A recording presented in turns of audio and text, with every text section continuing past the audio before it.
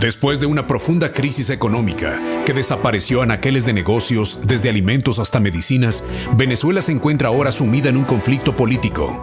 El presidente Nicolás Maduro fue desconocido por la Asamblea Nacional, que consideró ilegales las elecciones que le dieron un nuevo mandato, al tiempo que el presidente del Parlamento, Juan Guaidó, se autoproclamó presidente interino de Venezuela. Es importante que aquí en Ruta 44 tocáramos el tema de Venezuela y la profunda crisis que está viviendo en estos momentos, algunos detalles que ya escuchábamos precisamente en esta cápsula inicial. Saludo con mucho gusto a Mayca Tavira, ella es activista venezolana. Bienvenida, Mayca. Hola, Carlos, ¿qué tal? Gracias. César Rodríguez, también activista venezolano. César, bienvenido. Muchas gracias, buenas tardes.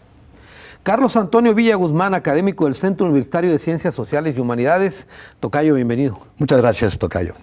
Bueno, y tengo en la línea telefónica a Jesús Quintero. Él es reportero, está allá en Venezuela. Jesús, ¿cómo estás? Buenas tardes. Buenas tardes, ¿cómo están? Saludos desde Mérida, Venezuela, parte estado fronterizo con la República de Colombia, prácticamente a unos 300 kilómetros al norte de Santander, específicamente San José de Cúcuta, lugar donde se tiene previsto que haya llegado la ayuda humanitaria que ha dispuesto el gobierno de los Estados Unidos para el ingreso a la República Bolivariana de Venezuela en las próximas horas. ¿Cuál es el ambiente que se vive en estos momentos allá, Jesús? Mira, el ambiente es bastante tenso, recordando que existe un vacío de poder, así lo ha determinado la Asamblea Nacional de Venezuela, poder legítimamente electo por el pueblo de Venezuela en elecciones libres, directas y secretas, donde el Parlamento venezolano, la mayoría opositora al gobierno de Nicolás Maduro, pues ha decidido declarar la vacante o el vacío de poder de la presidencia de la República, y a partir de lo que corresponde al 10 de enero del año 2019, pues asumió las funciones de presidente encargado de la República Bolivariana de Venezuela, él también presidente del Parlamento Nacional, Juan Guaidó, a partir de este periodo, y que por supuesto él ha venido realizando las funciones que corresponden al Ejecutivo Nacional. En este sentido, pues se ha generado bastante conflicto, ya que existe ciertas discrepancias en lo que corresponde a las actividades o las competencias que debe tener el Ejecutivo Nacional, y que en el caso particular de Venezuela, pues estaría asumiendo el Parlamento venezolano a través de la figura de su presidente Juan Guaidó. Jesús, independientemente del clima político, ¿cuáles son las condiciones sociales ahorita en Venezuela? ¿Hay comida, hay medicina? ¿Cuál es la situación? La situación es bastante crítica, bastante tensa, particularmente si hablamos de lo que corresponde a la falta de medicamentos, la falta de insumos médicos, la falta de alimentos. Es una situación bastante aterradora, bastante crítica, donde las instituciones de salud, los hospitales, no cuentan con los insumos necesarios para tratar las diferentes patologías clínicas por las que acuden el ciudadano común, el ciudadano a pie, que necesita asistir a un centro de salud para tratar cualquier dolencia clínica. Es por eso que en los centros asistenciales no hay insumos necesarios para atender los requerimientos de quienes asisten a estos centros asistenciales. Es por ello que también, de la misma manera, hay escasez de medicamentos e insumos médicos para que los ciudadanos puedan ser tratados por los especialistas en los diferentes centros de salud. Por esta razón, pues, es que a través de la Asamblea Nacional de Venezuela se ha decretado lo que es la emergencia humanitaria, y que no es un problema que se viene dando de semanas atrás, ya llevan meses, incluso años, cuando el gobierno nacional pues ha venido bloqueando lo que ha sido el acceso a las divisas preferenciales para el acceso, la compra de medicamentos e insumos para surtir lo que son los dispensarios, los manicomios de los diferentes centros asistenciales en la región. Muchas personas deben acudir a los estados fronterizos, del país vecino, específicamente a la ciudad de Cúcuta, y ir un poco más allá, en el norte de Santander, en Colombia, para adquirir los insumos para tratar las terapias también para insumos que corresponden a patologías como la diabetes, también las personas que son insulínicas, todo este tipo de medicamentos que por razones obvias, ya que el gobierno nacional no dispone de las divisas para que la empresa privada sea la que suministre estos medicamentos a la red de farmacias y ambulatorios, pues las personas deben trasladarse fuera de nuestras fronteras para tratar de conseguir a un precio elevado estos medicamentos de tanta necesidad. Muy bien, Jesús, pues te agradecemos este reporte desde Venezuela, haciendo una descripción general del panorama que se enfrenta. ¿No hay de entonces la posibilidad de pasar con la ayuda humanitaria, continuar el bloqueo? Específicamente, el bloqueo se da en el sector de las tienditas. Esto se encuentra ubicado en lo que corresponde en la parte norte de Cúcuta, en el departamento de Santander, en lo que corresponde al puente internacional de las tienditas. Allí se encuentran ya dispuestos los camiones con la ayuda humanitaria que han enviado los Estados Unidos para Venezuela, que llegaron al centro de acopio que está ubicado y fue dispuesto en este punto fronterizo. Sin embargo, desde hace varios días este punto fue obstaculizado. El tránsito vehicular específicamente está totalmente trancado con varios containers que fueron dispuestos o colocados allí para evitar e impedir el tránsito vehicular de los diferentes camiones que trasladan o tienen previsto trasladar la ayuda humanitaria hacia Venezuela. Son aproximadamente 3 containers y un camión cisterna que se encuentran en toda la vía de esta importante vía de comunicación en el punto limítrofe entre ambos países. Muy bien, Jesús, te agradecemos mucho este reporte. Gracias a ustedes, estamos muy pendientes y seguimos atentos a lo que sucede en los próximos días acá en Venezuela con respecto a la llegada de la ayuda humanitaria y las próximas acciones políticas que se estarían tomando y llevando a cabo en los próximos días por parte de la agenda que adelanta la Asamblea Nacional a través del presidente interino Juan Guaidó. Muchas gracias, Jesús Quintero, reportero desde Venezuela. Mayca Tavira, ¿cómo ves tú la situación en Venezuela? Carlos, mira, muchas personas siempre te preguntan qué está pasando, es real lo que pasa en Venezuela. Ahorita lo que se ve y es indiscutible es el tema de la crisis humanitaria que se ve en Venezuela, es una realidad. Hace poco estuvimos revisando índices de la escasez, llega al 85-90% de escasez de medicinas a lo largo de la República. Y no estamos hablando de medicamentos controlados, no, hablamos de incluso aspirina, hablamos de medicamentos que son de uso diario, paracetamol, que a veces tanto decimos puro paracetamol, ¿no? Entonces, es definitivamente que hay un grave problema. Alguien me decía que hay una crisis política solamente en Venezuela. Más que una crisis política, lo que hay es una crisis humanitaria. Y una crisis humanitaria en todos los sectores. O sea, ya no es nada más un sector de la población la que está viviendo esta situación. O sea, tú puedes ver una persona con mucho dinero pasando penumbras por conseguir un medicamento. Obviamente las personas con bajos recursos mucho más limitados, ¿no? Y no es nada más medicamentos, obviamente todo lo que sean insumos de canasta básica. El alcance cada vez es un tema de escasez porque puedes pasar un mes, a lo mejor sin encontrar un producto, como aceites, como insumos básicos, ¿no? Estamos enterados de esta situación, hemos tratado de incluso nosotros hacer actividades para poder mandar medicinas a Venezuela. Claro. Pero es una realidad. Se han nuevos brotes de difteria que había sido erradicado en el país, enfermedades diarreicas, nutrición, la tasa alta de mortalidad infantil, ¿no? Entonces, César, el tema también incluye los alimentos, no solamente las medicinas. Sí, por supuesto. Como te decía Carlos, como te decía Mayca, prácticamente la cesta básica de alimentos no se consigue de manera formal, normal en cualquier supermercado. Todas las estanterías de todos los supermercados están vacíos totalmente. Hay un mercado secundario, un mercado negro de alimentos y de medicinas en las calles, como vendedores ambulantes que revenden esos productos con la anuencia muchas veces de los policías del Estado, donde los productos valen el doble o el triple de su valor natural. y igual tienes que hacer unas filas enormes para conseguir lo más necesario.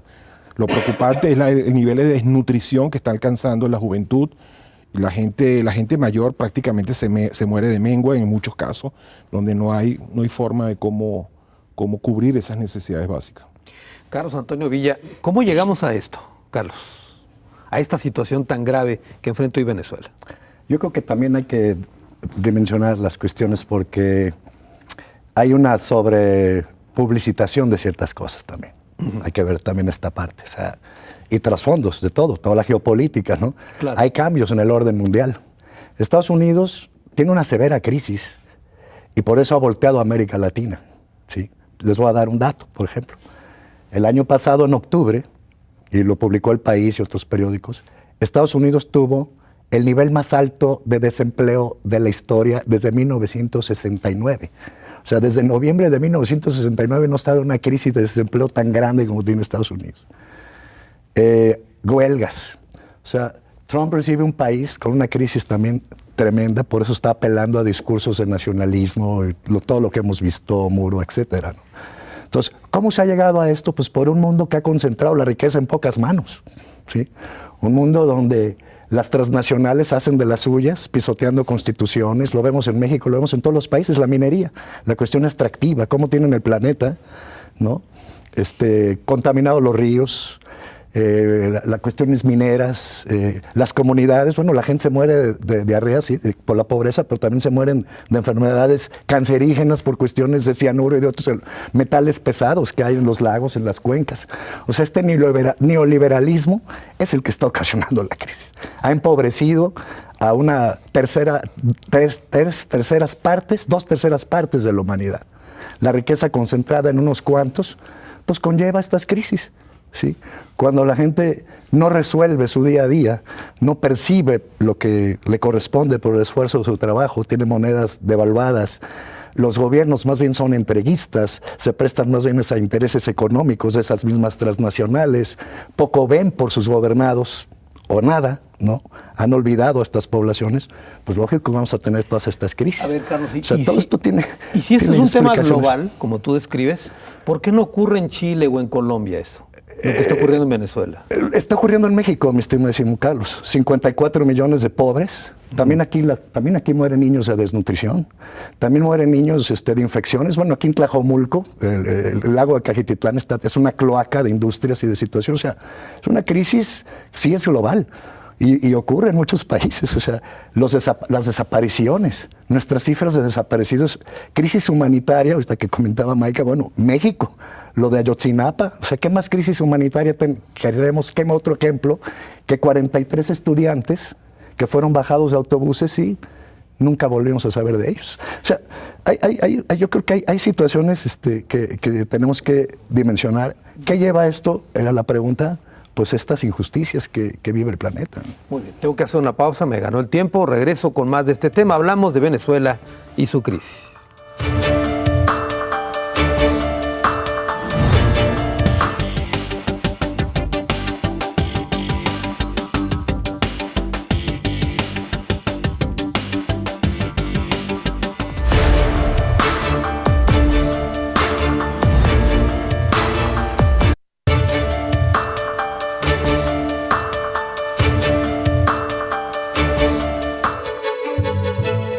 El presidente de Venezuela, Nicolás Maduro, asegura estar dispuesto a dialogar con la oposición con la mediación de países como México y Uruguay, que han propuesto el diálogo como una alternativa para destrabar la crisis del país. Maduro acepta que puedan registrarse elecciones anticipadas en el poder legislativo, pero no en el caso de la presidencia, donde ganó ampliamente en mayo pasado comicios no reconocidos por la oposición. Venezuela en crisis, el tema que tocamos en esta ocasión aquí en Ruta 44. Maica Tavira, ¿es un tema global o hay un mal gobierno en Venezuela? Yo creo que hay un mal gobierno en Venezuela, independientemente de las situaciones que puedan estar presentándose en otros países. No podemos tapar el sol con un dedo. Todos los países tienen ciertos problemas y conflictos internos. Sin embargo, en Venezuela hay una comprobación de que ha sido una serie de políticas las que ha llevado a este problema, ¿no? Una serie de decisiones de anarquismos, aunque muchos lo quieran ocultar. Anarquismo porque finalmente han concentrado y había un secuestro de instituciones, ¿no? O sea, eso es un hecho. Se llevan, el tema del diálogo, por ejemplo, es lo que han hecho es tratar de perpetuar. Cuando no funciona algo, entonces lo selecciono a dedo. ¿Ok? Y al seleccionar instituciones a dedo es para que se lleve a cabo lo que este sistema o estas políticas que ellos quieren implantar, ¿no? Donde hay un serio ataque para las empresas, incluso las empresas nacionales, ¿ok? Este proceso viene desde el chavismo, después pasa un proceso con Maduro, y sí, definitivamente a mi pensar es un tema de un problema de las políticas destacadas por el actual gobierno, ¿no? O sea, es definitivamente por ese lado. César Rodríguez, ¿tú opinas lo mismo? Sí, definitivamente. O sea, yo quería objetar un poco lo que decía el profesor Carlos, porque en Venezuela no ha sido así tanto con el tema del tema típico, el culpable de siempre de todos los males de nuestro mundo occidental, que son los Estados Unidos. No porque quiera exculparle de responsabilidades que han tenido en todo el mundo occidental. Pero en el caso concreto de Venezuela, Venezuela tiene un endeudamiento con China y con Rusia de más de 100.000 millones de dólares. Más de 100.000 millones de dólares. Eso ha creado un problema geopolítico porque ya prácticamente los chinos quieren ver qué va a pasar con esas inversiones hechas en Venezuela, donde lo único que ha recibido el gobierno venezolano ha sido dinero y dinero a raudales a cambio de petróleo muy barato que le vende el gobierno de Venezuela, igual a los rusos, y ellos lo que quieren es recuperar su inversión. Entonces aquí nosotros por tradición le echamos la culpa a los Estados Unidos de todos los males del mundo, y sin embargo la prueba fehaciente de que ha sido en los últimos 3, 4 años el desastre más grande ha sido como el país se ha sobreendeudado con estos dos países, ha dejado el país en una crisis total y absoluta que inclusive el nuevo gobierno de transición va a tener una labor titánica que no creo que lo puedan resolver en los próximos 3 a 5 años, lo más inmediato. O sea, es un problema supremamente complicado. Carlos Antonio Villa, ¿efectivamente hay un gobierno de transición en Venezuela? ¿De transición? Como dice César. No, yo no lo veo así. Es un gobierno constitucional con elecciones, hubo observadores, más de 130 observadores internacionales. Me refiero al gobierno interino, es lo que decías tú, ¿no? Lo de este señor Guaidó. Sí. Pues lo han reconocido países, efectivamente, pero yo creo que van a reconsiderar sus posturas, finalmente con lo que está sucediendo con la reunión que está llevándose a cabo en estos momentos en Uruguay, en Montevideo, con esta participación. No nada más son gobiernos los que están pidiendo diálogo, ¿no? Son también organizaciones civiles, actores independientes, incluso hasta personajes conocidos, digamos, han expresado que se quiten las manos de Venezuela, en primer lugar Estados Unidos.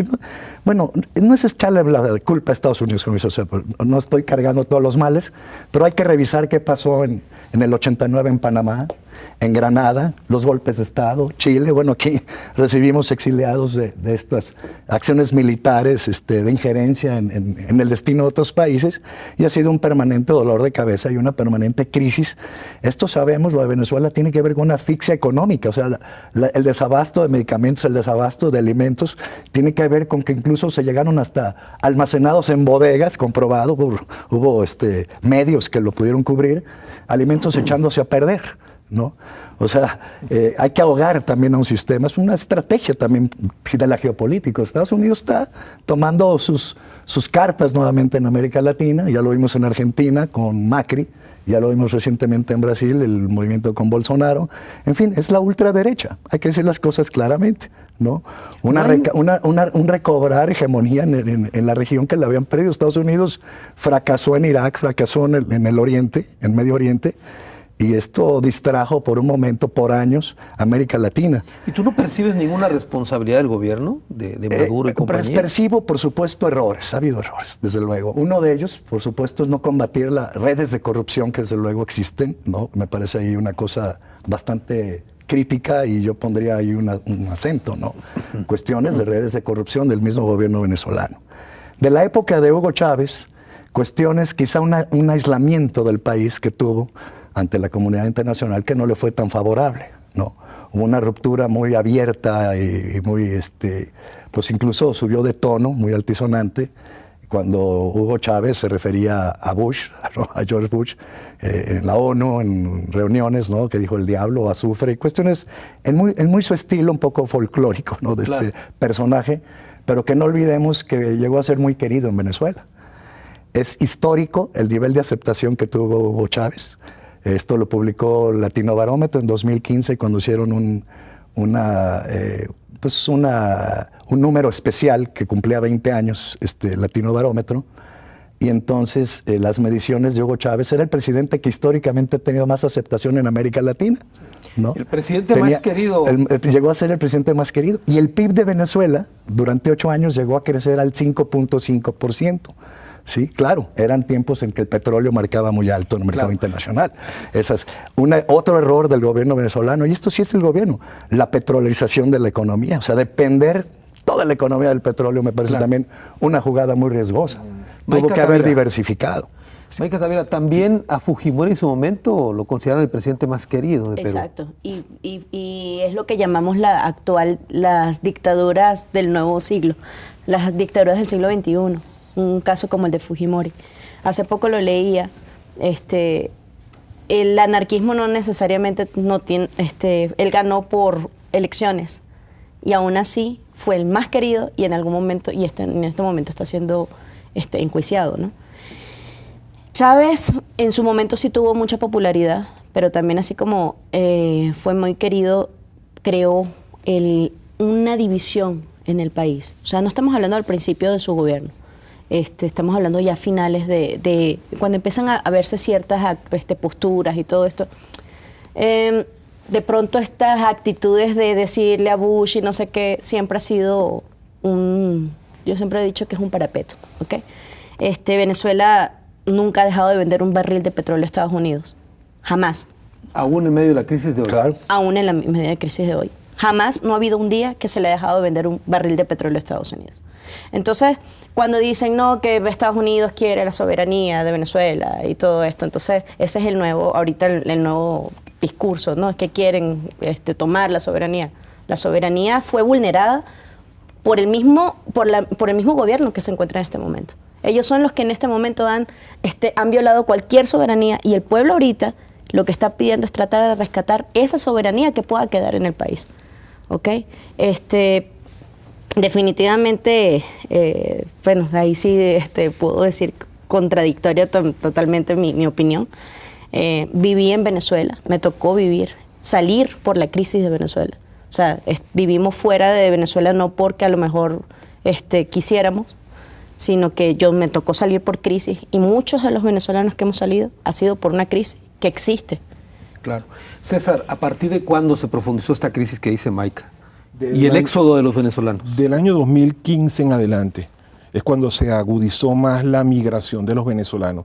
Y era cuando prácticamente luego de la muerte de Hugo Chávez, que Maduro prácticamente termina de hipotecar la soberanía de Venezuela con los cubanos.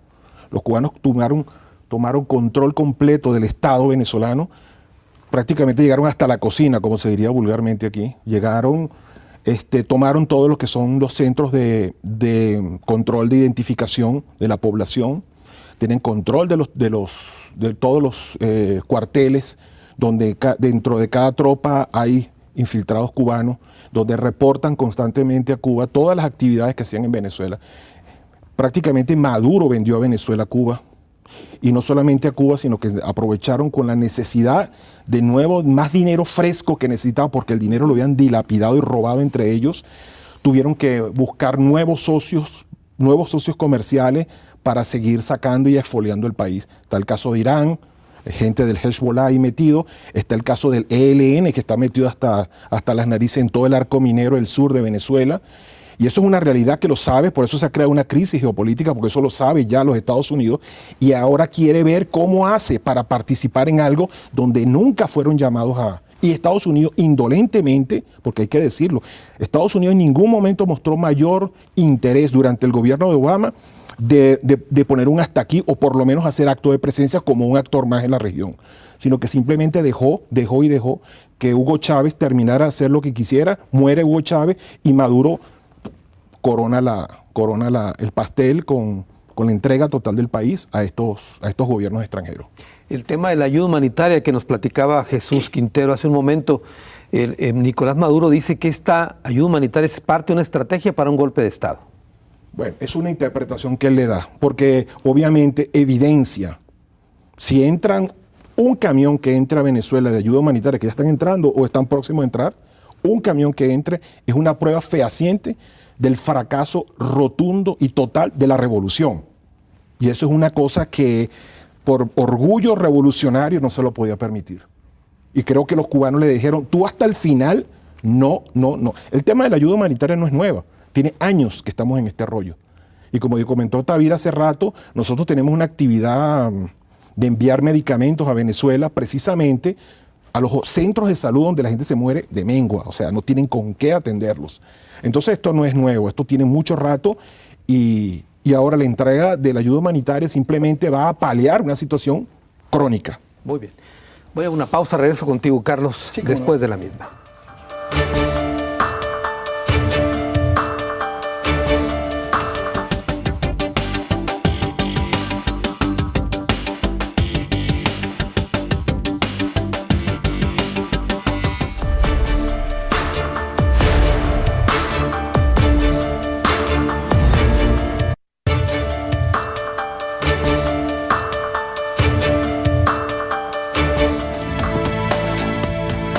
El presidente de Estados Unidos, Donald Trump, quien abiertamente califica a Juan Guaidó como el único presidente de Venezuela, reconoce que la opción de una intervención militar no ha sido descartada como una fórmula de presionar para que haya un gobierno democrático en ese país. Junto a Estados Unidos, países poderosos como Gran Bretaña, España, Francia y Alemania también han declarado su apoyo al dirigente opositor y hasta pusieron un ultimátum para que Nicolás Maduro convoque a elecciones anticipadas y libres para un nuevo periodo presidencial.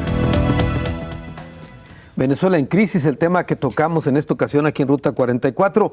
¿Es posible, Carlos Tocayo, que le pongan ultimátum a un país como Venezuela viniendo de Europa o de Estados Unidos? A nivel discursivo, claro que es posible, ¿no? O sea, se puede decir lo que sea, es como la propaganda, ¿no? Como Goebbels, lo que decía, tú dices una mentira 1000 veces y la vuelves una verdad. Claro. Entonces hay que inventar toda esta cuestión, ¿no? Crisis humanitaria, mal gobierno, es culpa totalmente del gobierno, ¿no? La asfixia tiene que ver, como digo, es toda una situación, son 35 mil millones de dólares que le están escamoteando a Venezuela. También Gran Bretaña, los ahorros en oro tampoco ya se los quieren regresar. O sea, es una cuestión económica. Este ataque ahora viene por el lado económico. Como decía en una entrevista que le hicieron en Hispan TV al canciller Jorge Arreza, ¿no? Un tipo brillante, joven.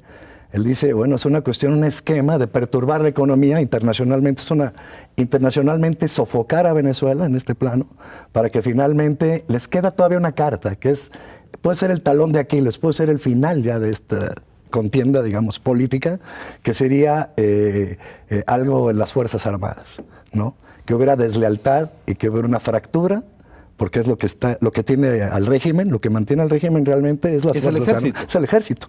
Entonces están jugando esa carta, también con la cuestión de los alimentos, pues la gente se enoja, hasta cambia de bando, cambia de partido. Hoy voté por 2 colores, mañana si no me dan de comer o no me llegan los alimentos, no me voy a poner a analizar el esquema global mundial, cuáles son los mecanismos que impiden que yo tenga alimentos. O sea, yo veo los anaqueles vacíos, ¿verdad? Y con algo de propaganda, por cierto, los medios en Venezuela son privados, no los controla el Estado. O sea, han inventado un montón de situaciones, ¿no? Dictadura, que se ensaña en el pueblo. Yo veo una base social muy importante en Venezuela y lo quiero decir en esta mesa.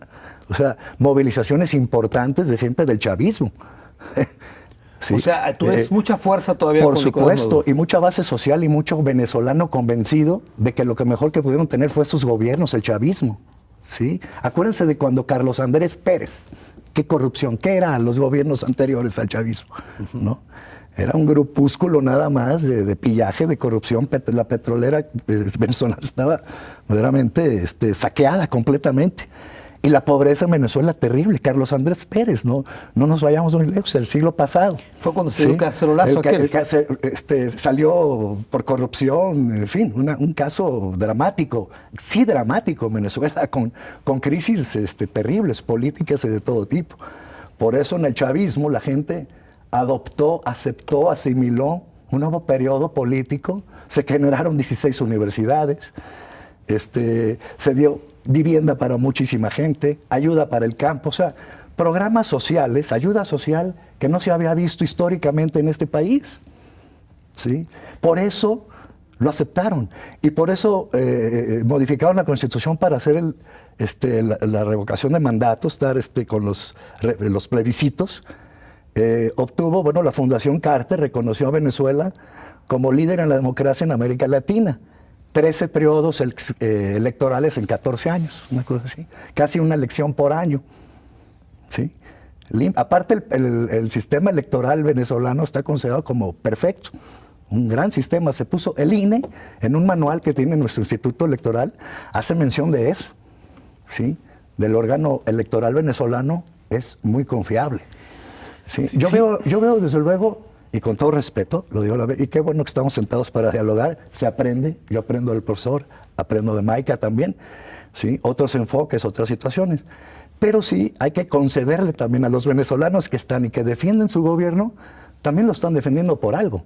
Si no, ya hubiera caído el régimen, si ya realmente fuera una mayoría opositora, si realmente esto no estaría ahí. Maica, si son tan reconocidas las instituciones electorales en Venezuela, ¿por qué se pretende desconocer a Maduro como presidente? Precisamente eso es parte de lo que íbamos a comentar. El CNE tiene... ¿Qué es el CNE? El CNE es el INE, es el Centro Nacional Electoral, funge como el INE en México. El CNE fue seleccionado por la Asamblea Nacional anterior a la actual, a la legítima en este momento, que era del 80% a favor del gobierno, fue elegida a dedo el Centro Nacional Electoral. Y cuando cambian el Congreso en Venezuela, que gana por elecciones, y esto a raíz de que hubo movilización de 230.000 personas en todos los centros electorales, que fue la única manera de que no pudieran arrebatar el Congreso nuevamente de la oposición, que fue donde fue evidente, con casi 14 millones de votos. Venezuela tiene 30 millones, el país. Cuando pasa esto, igual aún así impugnan cuatro diputados para que no tengan la mayoría legislativa y no puedan legislar del 100% sin la opción del presidente. Se empieza a hacer un análisis de qué es lo que está pasando dentro de las instituciones como el CNE. Y allí es donde empiezan a surgir cosas como de, ¿sabes que esta gente es sacato? Entonces sabes que no te permito que digas que el CNE está vulnerable, ¿no? Y salen las elecciones de la Asamblea Nacional Constituyente, donde el presidente de Smartmatic, que es la empresa que lleva las elecciones en Venezuela, declara que hubo una violación en ese sistema electoral. Entonces, a partir de ese momento, es donde tú te das cuenta que ya no es el sistema que en realidad en algún momento sí existió, que se automatizaron las elecciones del 100% en el país, con el captahuella, con todo esto, son unas elecciones 100% automatizadas. Pero que llegó un momento que si el mismo presidente, el presidente de la misma empresa diciendo, ¿sabes qué? Hubo en este momento no podemos dar fe de los resultados que se están emitiendo para las elecciones precisamente en las que según ganó Nicolás Maduro, que es por esto que decimos que hay una ilegitimidad de su mandato.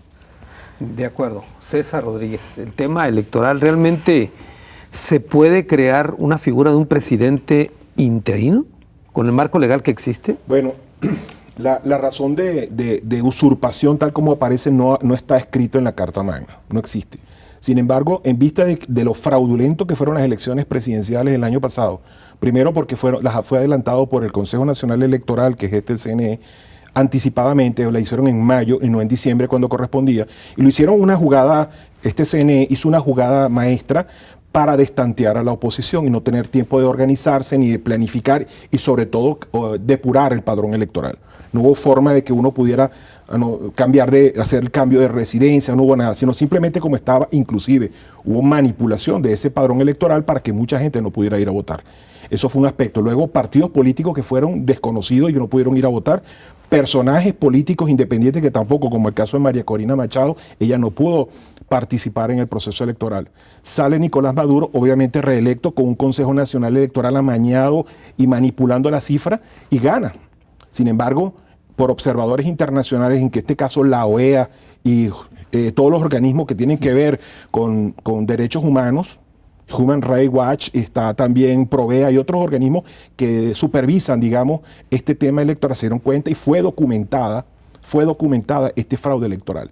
Lo que no pensaba el chavismo, el madurismo, por decirlo de esta manera, es que durante el año pasado, que fue cuando se hicieron estas elecciones, la gente no tenía oportunidad de salir a marchar ni a protestar por el tema del 1.000.000% de inflación que tiene Venezuela. O sea, eso prácticamente acabó la posibilidad de que la gente pudiera ir a votar. Entonces, de ir a protestar. La gente estaba pendiente de lo inmediato. Y eso el gobierno de alguna manera consideró que era lo que estaba buscando, que la gente estuviera pendiente de qué comer y de cómo conseguir los medicamentos básicos, y con eso bajó la presión en la calle. ¿Qué pasó con las nuevas elecciones? Que en enero de este año, que es cuando se iba a juramentar Nicolás Maduro, obviamente con un fraude de origen no podía ser validado en la juramentación en enero.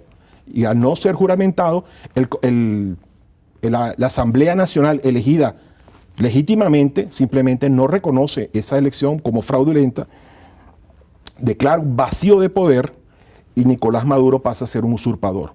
En ese momento, por la Constitución dice que cuando hay una usurpación de poder, en este caso, cuando hay esta falla, este vacío legal, el presidente de la Asamblea asume el interinato de la presidencia de la República, con el compromiso de llamar a elecciones en 30 días. Eso fue más o menos lo que sucedió en un año de todo. O sea, es una ruta que sucedió desde mayo del año pasado hasta enero del 2019.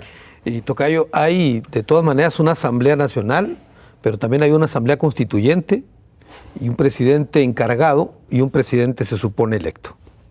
Así es. Electo, y bueno, no se supone, pues te digo, hubo observadores internacionales, y si hubiese sido, pues todo lo que comenté aquí el profesor, una cuestión fraudulenta, ilegal, yo creo que no se equivocaría el presidente de México, Andrés Manuel López Obrador, ¿sí?, a reconocerlo como presidente a Nicolás Maduro, y otros presidentes, digamos, ¿no? Una comunidad importante de países están respaldando y respetando al presidente Nicolás Maduro por ser presidente constitucional, ¿sí? No es un usurpador, pues para ellos, ¿no?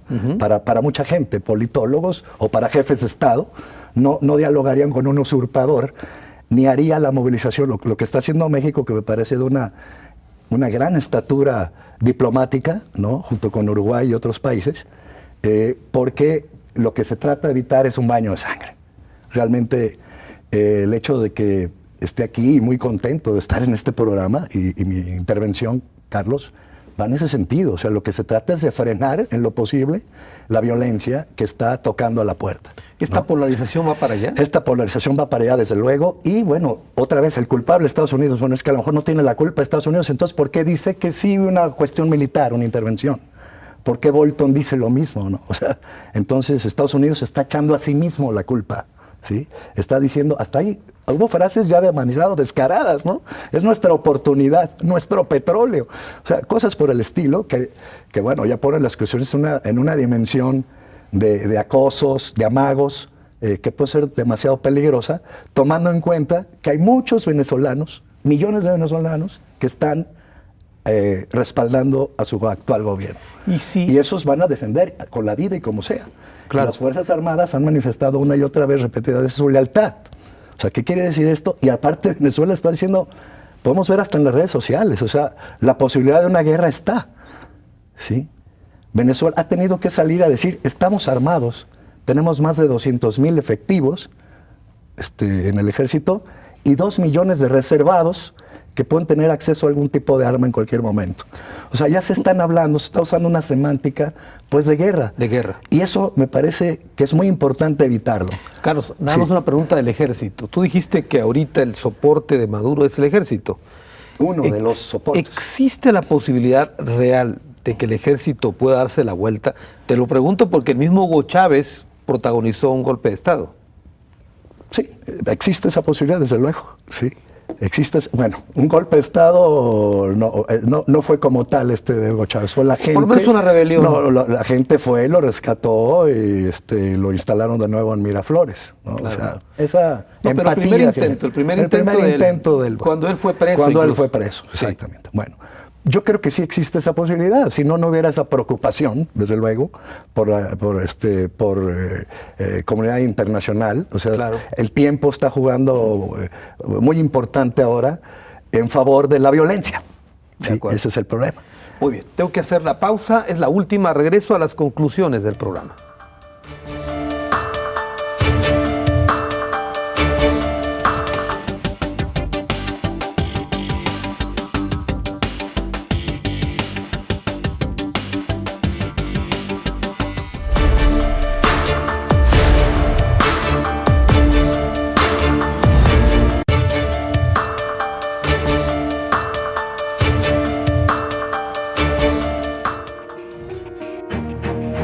El apoyo político de Estados Unidos al opositor Juan Guaidó se convirtió en respaldo económico al enviar recursos económicos y paquetes de ayuda humanitaria a la frontera con Venezuela, pese a la oposición de Nicolás Maduro de aceptar dichas aportaciones. Por si fuera poco, el gobierno de Donald Trump congeló los recursos de la empresa PDVSA y la filial Citgo, principal fuente de ingresos para Venezuela. Estados Unidos compra el 41% de las exportaciones petroleras del país sudamericano.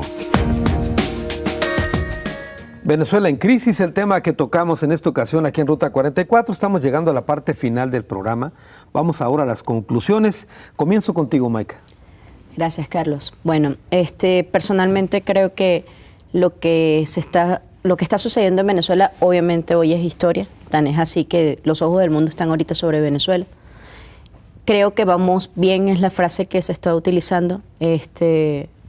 Vamos bien porque por primera vez hay un movimiento en el que esta serie de manifestaciones que llevan mucho más de 10 años, todo el pueblo manifestando en contra de una situación, de una crisis, primero política, después salió la crisis económica y hoy humanitaria, que la vuelvo a recalcar, ya no tenía forma más de quedarse callada.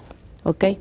Ya gracias, hemos tenido el apoyo internacional por parte de muchos países, todos han asumido y ha reconocido a Juan Guaidó como el presidente encargado en este momento, que esperamos que sea la transición para recobrar un punto de la soberanía y democracia venezolana.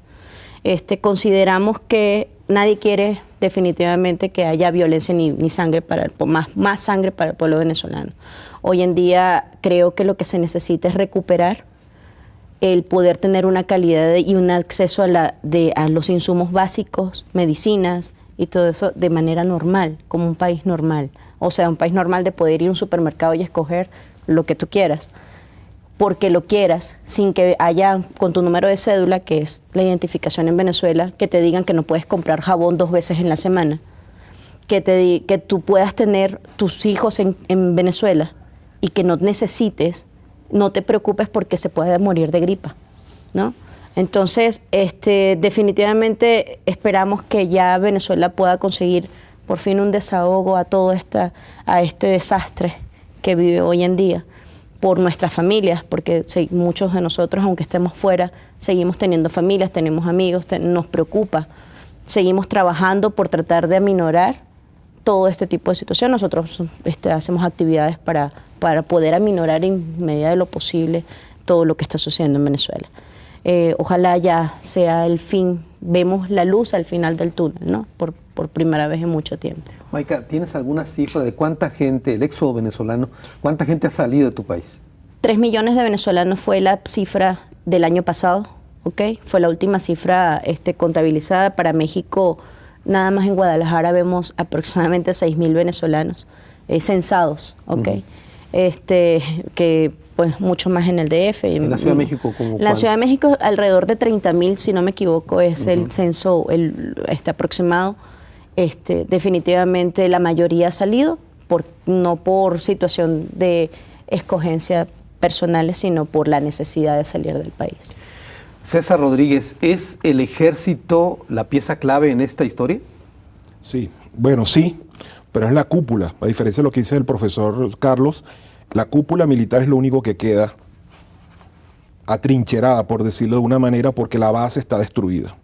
Es la cúpula militar la que mantiene ciertos controles sobre la tropa, lo que ha hecho de que la deserción no aumente, digámoslo de esa manera. Creo que tiene que ver mucho con el tema del narcoestado. O sea, la cúpula militar junto con la cúpula del gobierno está metido hasta los tuétanos en el tema del narcotráfico y el terrorismo mundial. Y eso lo saben ellos. Eso lo saben ellos. Ellos saben muy bien que pueden darle un salvoconducto para irse a Turquía o a China o a Rusia y le den, pero no van a poder salir de ahí. En el momento que monte un avión y toquen Europa, cualquier país europeo, los detienen y quién sabe a dónde irán a parar. Caso concreto, ya se cree que el 98% de los militares apoyan a Juan Guaidó.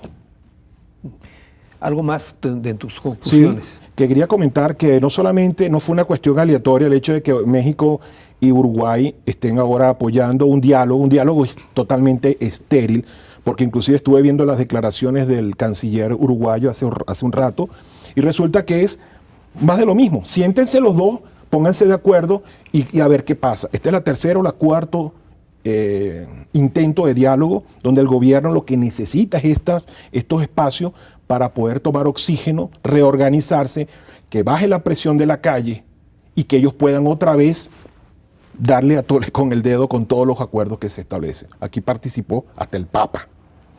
Ha participado en República Dominicana otros países que estuvieron interesados. Ahora no, ya el cuento del diálogo no se lo creen, sino nada más México, Uruguay, unos cuantos países del Caribe, China y Rusia, porque tienen intereses muy particulares. En contraparte, está el Grupo de Lima, que es casi todo el resto de América Latina, están los Estados Unidos, está Canadá y 26 países europeos. Alguien está equivocado, ¿no? Alguien tiene que estar equivocado en toda esta cifra. Este tema que decía Carlos, de que hoy más que nunca está más cerca, latente, el tema de la violencia, ¿tú coincides con eso o no? Sí, bueno, desafortunadamente es un temor real y eso sí nos genera bastante incertidumbre a todos, los que estamos afuera y los que están adentro. Sin embargo, el pueblo de Venezuela está arrestiado. El pueblo de Venezuela está arrestiado. A ver, ¿qué es arrestiado? Arrestiado quiere decir que ellos están, como decía, hasta el límite. Nos vamos hasta el límite.